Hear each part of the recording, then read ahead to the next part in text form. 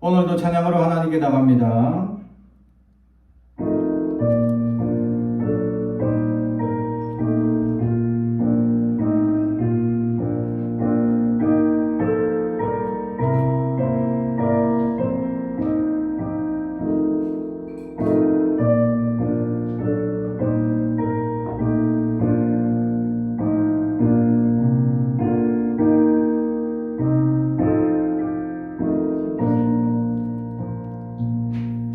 그 맑고 하는 밤중에 무천사 내려와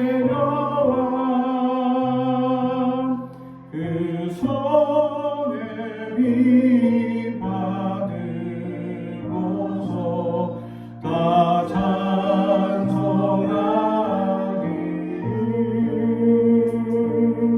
평강의 왕이 오시니 다 평안하노라.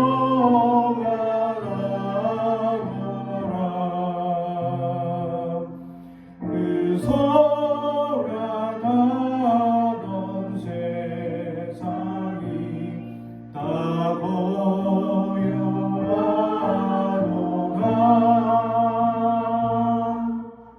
무천사 날개 펴고서 이 땅에 내려와 그때의 부른 노래가 또다시 들리니 이 슬픔 많은 세상에 그리고 넘치고 온 세상 기뻐 뛰놀며 다 찬송하노라.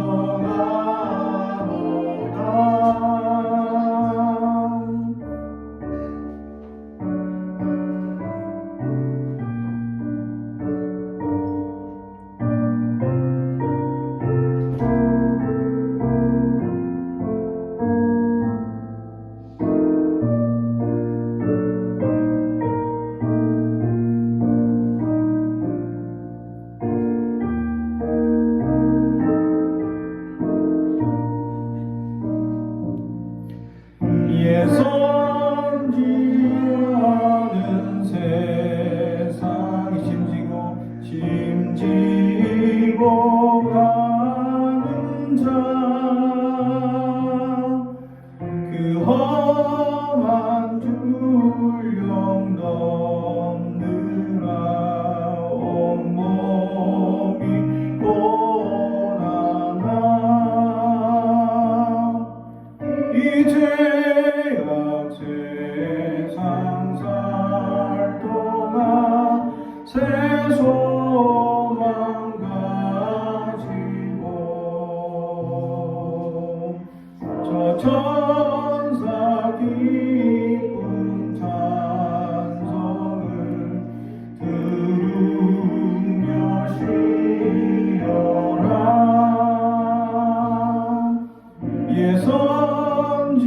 예선지에 연응하여 베들레헴 성에 주 예수 탄생하시니 온 세상 구주라. 저 천사 기쁜 노래를 또다시 부르리.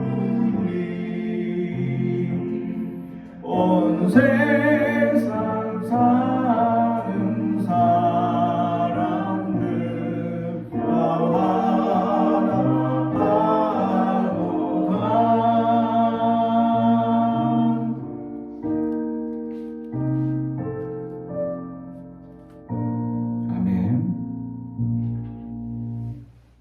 계속해서 찬송가 622장입니다.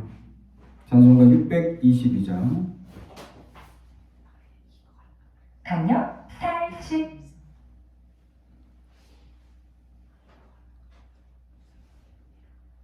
찬송가 622장.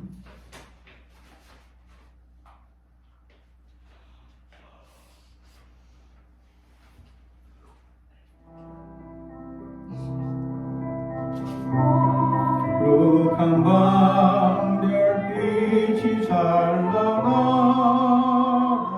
우리 주 예수님 나시니라.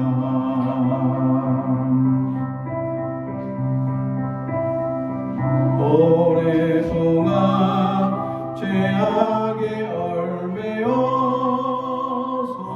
헤매던 우리 위에 오셨네.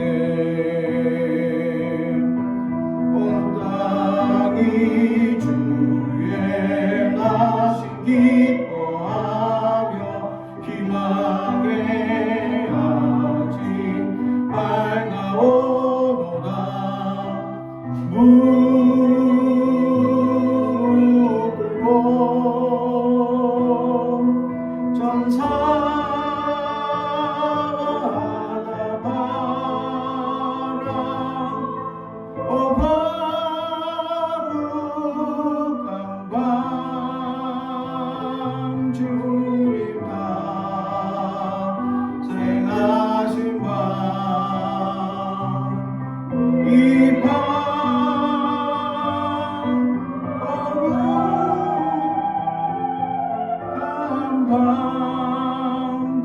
거룩한 밤 찬송가 622장입니다.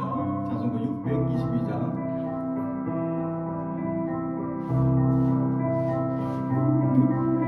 모두 믿음의 빛을 따라 그 앞에 감사하다 나가세.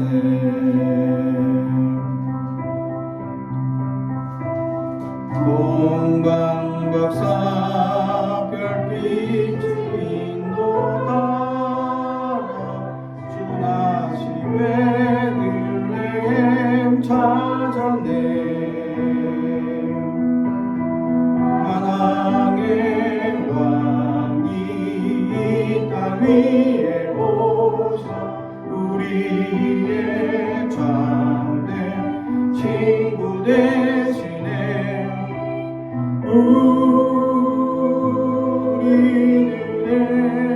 우리는 연약함하신 주님 다 경배하라. 만왕의 왕주님께 이 밤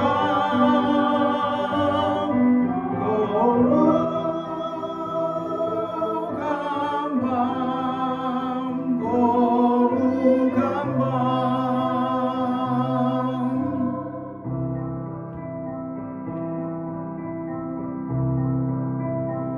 주의 뜻은 사랑과 평화로다. 우리도 서로를 사랑하세.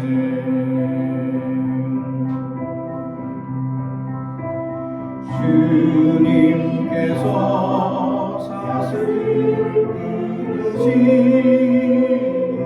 이 땅의 억눌림이 사라져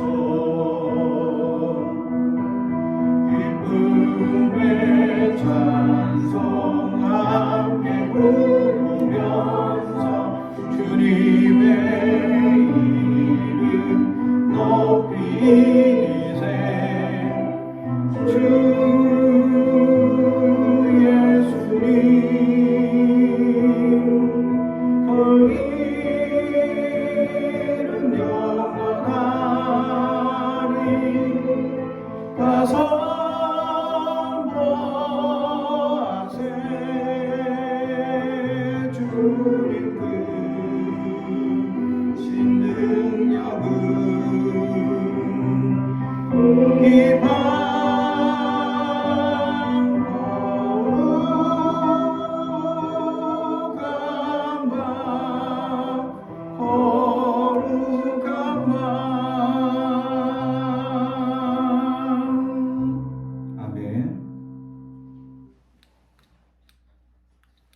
오늘 우리에게 주신 하나님의 말씀은 요한복음 1장 1절에서 14절까지 말씀입니다. 요한복음 1장 1절에서 14절까지 말씀.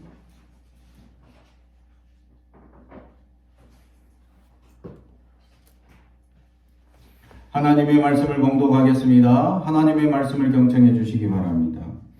태초에 말씀이 계시니라. 이 말씀이 하나님과 함께 계셨으니 이 말씀은 곧 하나님이시니라.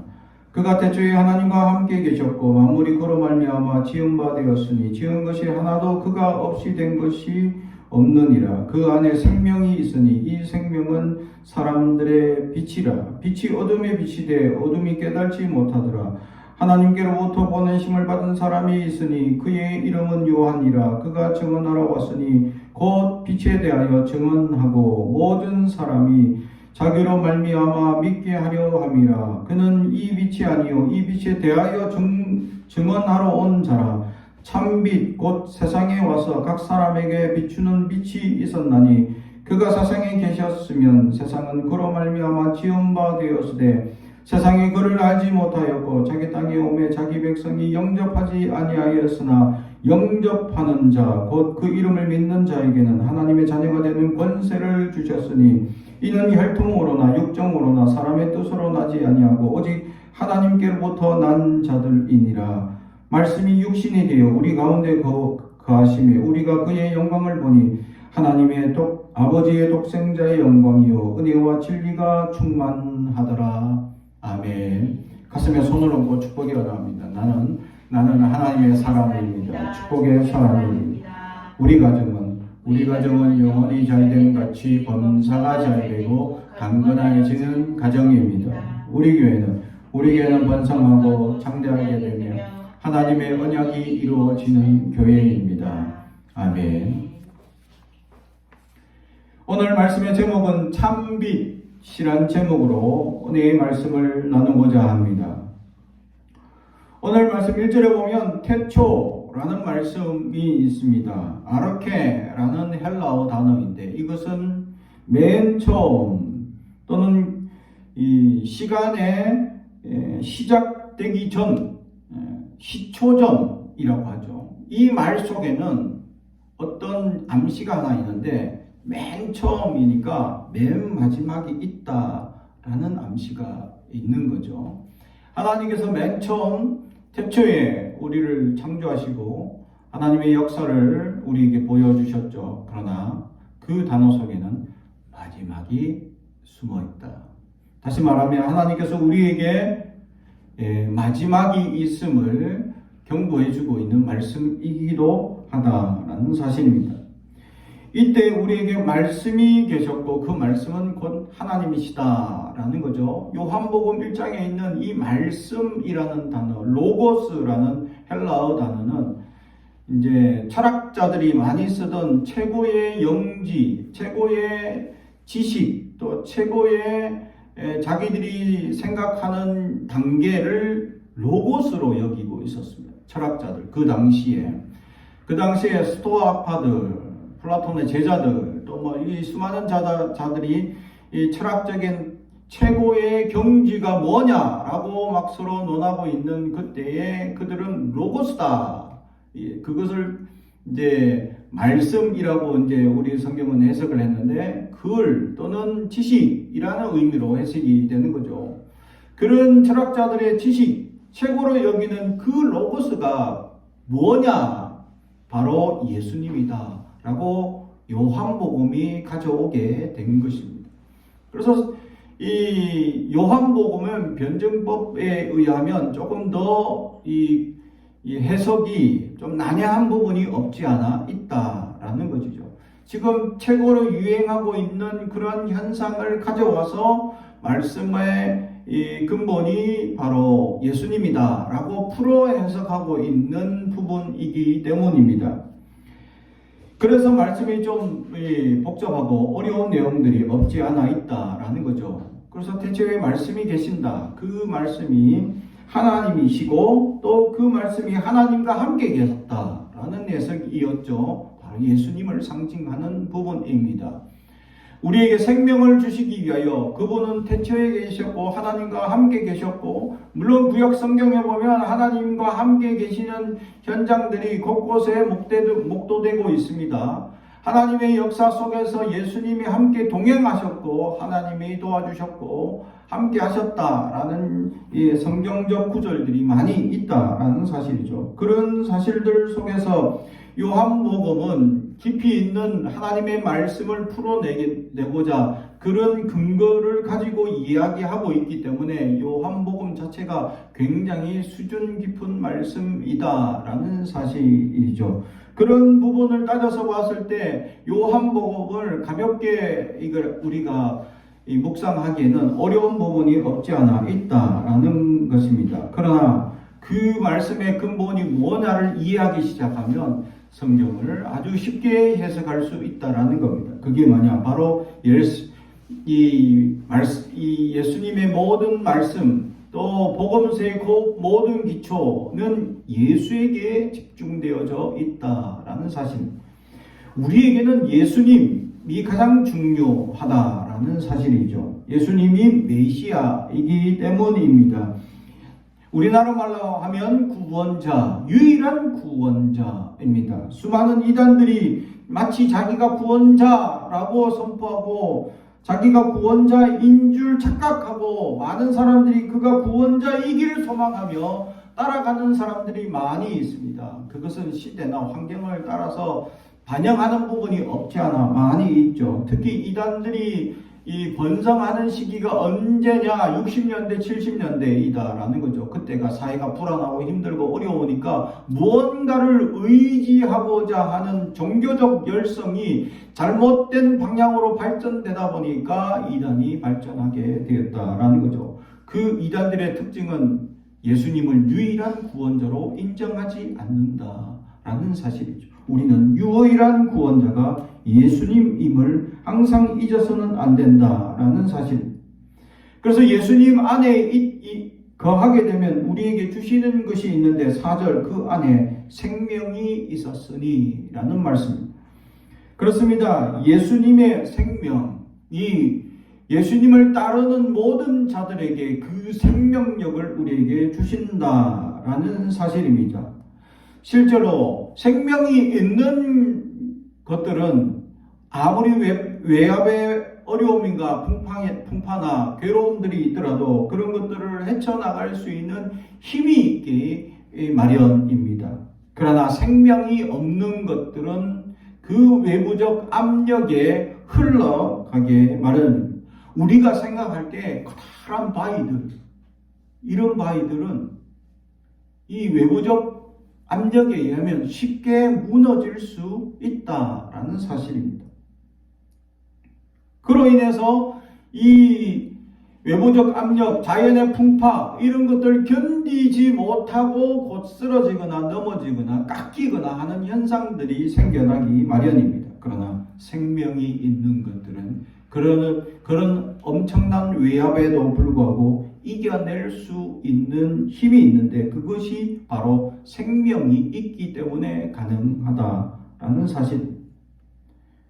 사랑하는 성도 여러분, 외부의 압력, 외부적으로 우리에게 주는 수많은 고난, 우리가 이 땅에 살아가면서 당할 수밖에 없는 수많은 불의와 불법들, 또 세상 사람들의 자기의 기분에 따라서 우리를 학대하고 자기를 하대하는 그러한 현상들, 우리는 수많이 경험하며 살아올 수밖에 없습니다.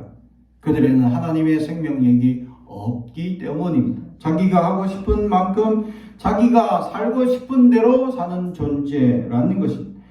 예수님의 생명력이 있는 자들에게는 어떤 능력이 나타나게 됐느냐? 오늘 성경에는 분명히 나타난 능력이 있다고 말씀합니다. 이것은 바로 4절 후반절에 이 생명은 사람들의 빛이라. 할렐루야.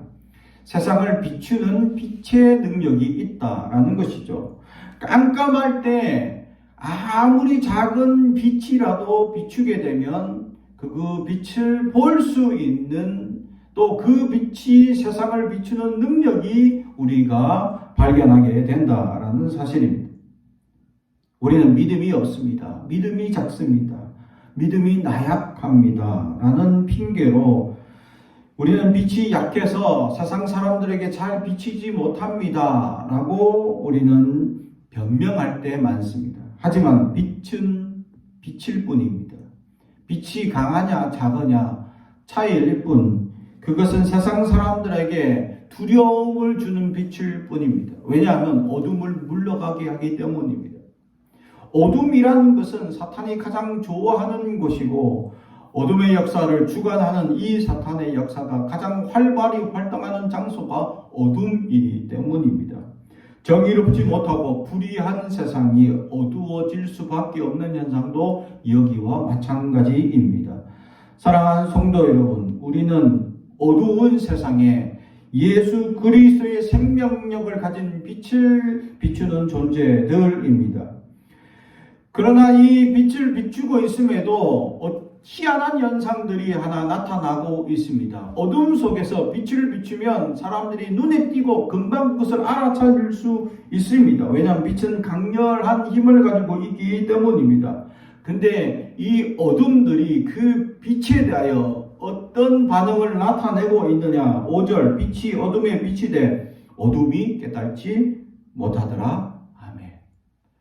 예수의 생명력을 가진 수많은 그리스도인들이 이 땅에서 예수의 생명력을 보여주고 있음에도 세상 사람들은 그 빛을 깨닫지 못하더라 라는 말씀. 사랑하는 성도 여러분, 한 걸음 더 나아가서 깨닫지 못하는 것에서 머무는 것이 아니라 10절, 그가 세상에 계셨으면 세상은 그로 말미암아 지은 바 되었으되 세상에 그를 알지 못하였고, 아멘. 심지어는 그를 알지 못한다 얘기합니다. 11절, 자기 땅에 오면 자기 백성이 영접하지 아니하였으나. 할렐루야. 빛이 비추는데 그 빛을 깨닫지 못하고, 첫 번째는. 두 번째는 그 빛이 이 세상에 비추고 있음에도 불구하고 알지 못하고, 세 번째는 영접하지 않는다. 그런데 누구도 영접하지 않느냐? 자기 백성들. 자기 백성들도 영접하지 않더라. 하나님의 백성, 우리가 모두가 하나님의 백성임에도 불구하고 이런 현상을 가진 사람들이 있습니다. 세상의 역사가 어둠의 역사로만 이루어질 것이라고, 어둠의 현상들만 바라보며 불의하고 부정적인 역사만 이루어지는 세상 속에서 고난만 당하고 괴로운 현실 속에서 그런 빛이 과연 어디 있는지 알지 못하고 깨달지 못하고 보지 못하고 영접하지도 못하는 삶을 살아가는 사람들이 있습니다. 그들은 이렇게들 얘기까지 합니다. 예수가 어디 있냐? 하나님 어디 있냐? 나에게 보여달라라고까지 합니다. 우리가 왜 깨달지 못합니까? 보지 못하기 때문입니다. 주님은 분명히 존재합니다. 근데 우리는 그 존재의 가치를 우리의 눈으로 보지 못한다고 그분을 깨달지 못합니다. 사랑하는 성도 여러분, 우리의 눈의 한계가 너무나 연약한 걸 우리는 알지 못합니다. 그렇지 않습니까? 우리의 눈이 가시적 거리라고 얘기해요. 우리가 볼 수 있는 거리를 가시적 거리. 이 한계가 얼마나 한계적이냐라는 것이, 무한한 우주를, 또 미세한 섬세한 것들을 우리가 다 확인하며 보며 살아가지 못합니다. 왜냐하면 우리는 가시적 거리가 너무나 짧기 때문입니다. 이 한계가 많은 눈으로 우리는 세상의 사람들, 또 믿는 이들을 향하여 보여달라라고 주장하거나 내가 보지 못한다고 역사하지 않는다라고 치부하는, 깨달지 못하는 어리석은 삶을 살고 있다라는 것입니다. 사랑하는 성도 여러분, 주님은 우리와 상관없이 역사하십니다. 주님은 우리와 상관없이 함께 하십니다. 주님은 우리와 상관없이 우리가 깨달든지 보지 못하든지 우리가 그것을 영접하든지 아니하든지 주님은 우리에게 찾아오십니다. 할렐루야. 주님의 놀라운 은혜의 역사는 우리가 받을만 하거나 어떻게 영접할 수 있는 수준이 되거나 어떤 능력이 되거나 어떤 공로를 통해서 어떤 내가 하나님께 큰 은혜를 받을 만한 입장이 되었기 때문에 찾아오는 분이 아닙니다. 주님은 그냥 찾아오십니다. 우리가 죄인되고 우리가 나약하고 우리가 어리석고 부족한 중에 찾아오십니다. 할렐루야. 그리고 그분은 당신의 역사를 우리에게 마음껏 역사하고 있는데 우리는 깨달지 못하고 보지 못하고 영접하지 못하고 있다라는 사실. 사랑하는 성도 여러분, 내가 깨달지 못하고 보지 못하는 것에 한탄해야 합니다. 주님 보게 해 주옵소서라고 기도해야 합니다. 그래서 예수님께서는 소경이 소경을 인도하면 둘 다 망한다라고 말씀합니다. 눈을 뜨고 있는데 진정한 참 빛을 깨달지 못하면 소경이나 마찬가지죠. 참 빛인 예수님을 깨달지 못하면 소경이 되어서 세상에 진짜 빛이 이거다 저거다 하는 현상들을 막 쫓아가는 사람들이 많다라는 거죠. 참 빛은 오직 예수님밖에 없습니다. 그런데 그분이 우리에게 죄 많고 흠 많은 우리에게 찾아오신다. 내가 공로가 있거나 내가 능력이 있거나 내가 어떤 노력을 통해서 얻어지고 성취되는 게 아닙니다. 이단들의 특징은 그겁니다. 뭘 공로를 해야 합니다. 뭔가 노력을 하면 그러면 뭔가 쌓이고 그래서 어떤 위대한 과업을 이룰 수 있는 그런 바탕이 된다. 그러나 기독교는 한 번도 우리에게 그렇게 말한 적이 없습니다. 진정한 기독교는 오직 주님이 그냥 찾아올 뿐입니다. 우리의 공로, 우리의 노력, 내가 헌금을 많이 했으니까 그 노력을 칭해 주시거나 또 내가 교회를 오랫동안 섬겼으니까 그 공로를 칭해서 더 많은 은혜와 역사를 주십니까? 가끔 볼 때 신앙생활 오래 한 사람들이 더 고집세고 성질을 더 부리는 모습들을 발견합니다. 신앙생활 오래 하면 오래 할수록 더 점잖해지고 더 깊은 영성으로 더 깊은 은혜를 깨닫고 정말 훌륭한 인격과 훌륭한 성품으로 사람들을 다독거리는 그런 사람들이 적다라는 사실입니다. 왜 그럴까요? 주님의 그 은혜를 깨닫지 못합니다. 주님의 역사를 깨닫지 못하기 때문에. 그래서 가장 쉽게 주님의 은혜를 깨달을 수 있는 방법이 하나 있습니다. 어리석은 자들도 이걸 보면 정말 하나님의 은혜가 무언지를 깨달을 수 있는 정말 감사가 넘치고 기쁨이 넘치는 게 있습니다. 어린아이들을 보십시오. 해맑게 웃고 자기들 아무 생각 없이 그러나 자기 주장을 내세우면서도 또 양보도 하고 서로 배려하는 어린아이들 모습을 살짝 살펴보십시오. 거기에는 천국이 깃들어 있어요. 할렐루야.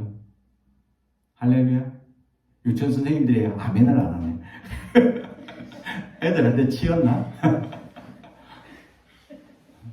그죠? 어리면 어릴수록 아이들이 더 천국을 발견할 수 있습니다. 그 아이들 속에 순수한 마음들, 뭔가 잘못을 했을 때 그 아이들은 금방 모습이 들통납니다. 그죠? 표정에서나 행동에서나. 그러나 우리는 이제 나이가 들면서 어떻게 합니까? 가식적으로 변합니다. 잘못했는데 모른 척하고 아주 면피가 두꺼워졌죠. 그래서 점점 잘못을 심하게 하는데도 거짓말을 아주 뻔질나게 잘하시는 어떤 사람들. 그죠?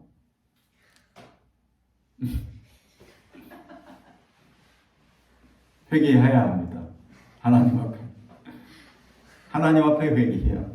우리는 이렇게 두꺼운 면피로 점점 나이가 들면 들수록 더 많은 연약한 모습으로 우리는 점점 하나님 앞에 나약한 모습으로 살아가고 있습니다. 사랑하는 성도 여러분, 주님 앞에 진실한 마음으로 살아갈 수 있는 우리가 되기를 주님의 이름으로 축복합니다. 주님은 주님의 주관적인 역사, 당신이 우리에게 늘 찾아오셔서 역사하시는 그 은혜를 깨닫는 눈을, 주님의 역사를 보게 하는 눈을 주옵소서라고 기도할 수 있길 주님의 이름으로 축복합니다. 그래서 참미신 예수님이 오셨음에도 불구하고 10절 그가 세상에 계셨으며 세상은 그로 말미암아 지은 바 되었으되 세상이 그를 알지 못하였고 아멘. 세상에서는 희망이 없습니다. 세상에서는 소망이 없습니다. 그래서 끊임없이 우리에게 좌절과 어려움이 또 시련이 다가올 수밖에 없습니다. 그러나 그리스도인들은 우리에게 참빛을 가지고 있기 때문에 이 세상을 빛으로 비출 수 있는 존재가 되기 때문입니다. 근데 그 빛은요, 내가 비추는 게 아닙니다. 그냥 예수님께서 내가 품고 있으면 그 빛이 저절로 발하게 됩니다. 할렐루야. 빛이 발하게 된다라는 사실. 그래서 내 안에 주님께서는 말씀을 하십니다. 불의하거나 연약한 대로 살아가려고 할 때마다 나에게 말씀하시죠. 그것을 세상 사람들은 양심의 소리라고 얘기하지만 우리는 하나님의 음성이라고 고백합니다. 내가 어긋나거나 잘못될 때 하나님은 말씀하십니다. 내가 어긋나지 말도록, 내가 바르게 살도록 주님 우리에게 말씀하고 가르쳐주고 있다라는 사실. 그러나 세상은 세상을 만드시고 세상을 주관하고 있는 이 예수님 참빛이 계시고 있음에도 불구하고 깨닫지 못하고 있다. 심지어는 자기 백성들도 영접하지 아니하더라. 사랑하는 성도 여러분, 우리가 주님의 백성임에도 불구하고 깨닫지 못하고 보지 못하면 온전히 영접하지 못할 수도 있다라는 사실. 그러나 그분을 영접하는 순간 어떤 능력이 나타나냐. 12절 영접하는 자 곧 그 이름을 믿는 자에게는 하나님의 자녀가 되는 권세를 주셨으니 아멘. 할렐루야. 하나님의 자녀가 되는 천수가 꼬이기 시작합니다. 왜 그러냐. 부모님도 하나님을 아버지라 하는데 자녀들도 하나님을 아버지라 하면 그럼 엄마 아빠는 형제입니까? 부모님입니까? 그리스도 안에서 모두가 형제 자매다라는 사실이죠. 우리가 그리스도 안에서 믿음의 형제 자매라는 더욱이 이게 천수가 꼬이는 문제는 뭐냐? 예수님과 우리가 형제라는 사실입니다. 내가 하나님의 자녀가 되는 권세를 얻는 순간 예수님과 어깨를 나란히 하는, 물론 어깨를 나란히 하기는 좀 힘들겠지만 그런 위치까지 우리를 끌어올려 주셨다는 것. 그게 권세가 되는 이유는 뭐냐면 예수님의 능력과 예수님의 모든 것들을 우리도 예수의 이름 때문에 발휘한다라는 사실입니다. 그래서 그 권세를 우리에게도 허락하십니다.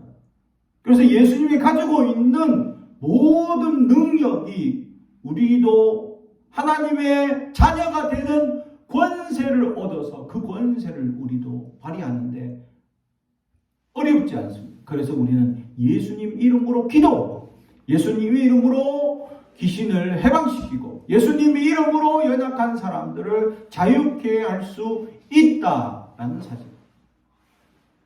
우리가 가지고 있는 능력, 우리가 가지고 있는 그 능력은 아무것도 없는데 우리가 믿는다, 영접한다 라는 그것만으로도 우리는 자녀가 되는 권세를 누리게 되었습니다. 사랑하는 성도 여러분, 이 참빛인 예수님을 우리가 영접할 수 있기를 주님의 이름으로 축복합니다. 그분을 영접하는 순간 우리의 삶이 달라집니다. 세상의 빛을 비추게 되고 내가 비춘 게 아니라 내 안에 주님이 비춰주시기 때문에 가능하고 내가 빛의 자녀로 살 수 있으며 빛의 능력으로 우리가 살아갈 수 있으며 세상이 점점 어두워지는 것을 우리가 막을 수 있는 존재가 된다라는 사실. 그러한 능력을 가진 예수의 참된 빛을 누리며 살아가는 그러한 그리스도인들이 되기를 주님의 이름으로 축복합니다. 기도하겠습니다. 사랑과 은총이 가져가신 아버지 하나님 감사합니다. 우리 안에 참빛을 비춰주시고 우리를 통하여 참빛을 비치게 하시고 우리의 삶을 통하여 참빛인 예수 그리스도의 놀라운 은혜의 역사가 나타나게 하옵소서. 감사드리며 예수님의 이름으로 기도합니다. 아멘.